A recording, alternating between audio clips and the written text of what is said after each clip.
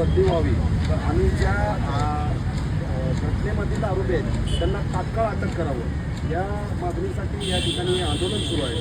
प्रथमतः मला असं म्हणायचं आहे की अट्रॉसिटी गुन्हा हा अनुसूचित जाती जमातीच्या संरक्षणासाठी आहे, परंतु ह्या कायद्याची योग्य पद्धतीनं अंमलबजावणी होत नाही। त्यामुळं हे गुंडाचा चहा उठलेला आहे। खऱ्या अर्थाने आज धाराशिव जिल्हा असेल, अहिल्यानगर, सोन्याई या ठिकाणी एक मातंग समाजाच्या युवकाला जीवे मारण्याच्या उद्देशानं त्याच्या मारहाण केली, त्याच्या डोळ्यात चाकू बसवला। एवढे मोठे घटना घडत असताना प्रशासन योग्य वेळी योग्य पाऊल उचलत नाही, त्यामुळे ही घटना घडली।